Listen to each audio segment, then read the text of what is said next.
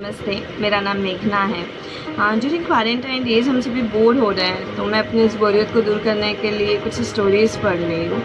तो मैंने सोचा कि मैं अपनी वो स्टोरीज़ आप लोगों के साथ शेयर करूँ। ऑफ कोर्स वो स्टोरीज़ किसी और की है और मैं पढ़ रही हूँ और आपके साथ इसको शेयर कर रही हूँ। अगर आपको वो अच्छी लगे तो प्लीज़ लाइक एंड शेयर कीजिएगा and do subscribe my YouTube channel for more stories. So let's start. Bharatvarsh में एक गांव होता है जहां खेती बाड़ी से किसान अपना घर चलाते हैं। वो लोग बहुत मेहनत करते हैं। उनकी उस मेहनत को देख के इंद्रदेव खुश होते हैं, लेकिन वो उनकी परीक्षा लेना चाहते हैं। तो वो सभी जो होते हैं किसान, उनसे कहते हैं कि आने वाले 12 वर्षों तक मैं आप लोगों को बारिश नहीं दूंगा। सभी निराश हताश हो जाते हैं सारे किसान कि 12 वर्षों तक अगर बारिश नहीं आएगी तो हम कैसे अनाज उगाएंगे, कैसे खेती बाड़ी करेंगे और कैसे अपने घर का खर्च चलाएंगे। तो वो सभी इंद्रदेव से प्रार्थना करते हैं कि आप इस तरह से मत कीजिए, हम अपना घर कैसे चलाएंगे। इंद्रदेव उनकी बातों से थोड़ा सा लिबर्टी दिखाते हैं और वो कहते हैं कि मैं एक आपको वरदान देता हूँ कि अगर शिव जी अपना डमरू जब जब बजाएंगे तब तक आपके यहाँ पर बारिश होगी।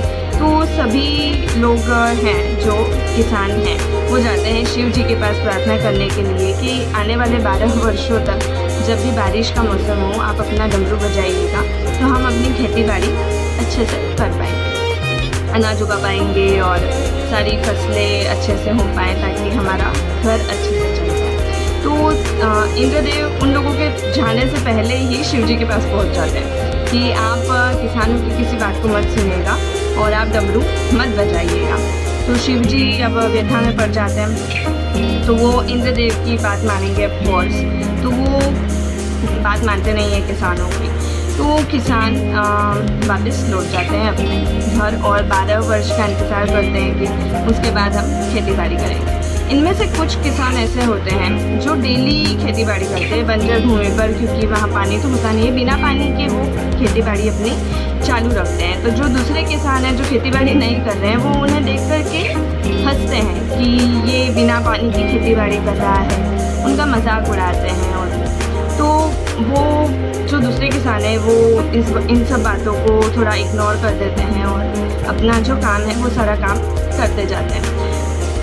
तो दूसरे किसान जो हैं जो खेती बाड़ी नहीं करते हैं वो उनके पास जाते हैं और उनसे पूछते हैं कि पानी तो आ नहीं रहा है, तो आप इस तरह से खेती बाड़ी क्यों कर रहे हैं? बिना पानी के आप मेहनत कर रहे हैं, फसल उग नहीं रही है, अनाज मिल नहीं रहा है, तो आप अपना नुकसान इस तरह से क्यों कर रहे हैं? तो जो किसान खेती बाड़ी करते हैं वो उनसे ये कहते हैं कि और ये सब चीज़ें वो 3-4 सालों तक करते हैं लगातार इस तरह के नुकसान के लिए। तो जो किसान हैं जो खेती बाड़ी करते हैं वो उन्हें जवाब देते हैं कि हम अगर 12 वर्षों का इंतज़ार करेंगे और 12 वर्षों तक खेती बाड़ी नहीं करेंगे तो हम भूल जाएंगे कि खेती बाड़ी किस तरह से की जाती है। तो हम इस तरह से कंटिन्यू रखते हैं, हम एक प्रैक्टिस कर रहे हैं कि इस तरह से खेती बाड़ी की जाती है ताकि आने वाले 12 वर्षों बाद जब बारिश आए तो हम भूले नहीं और हम अच्छे से अपनी खेती कर पाएँ।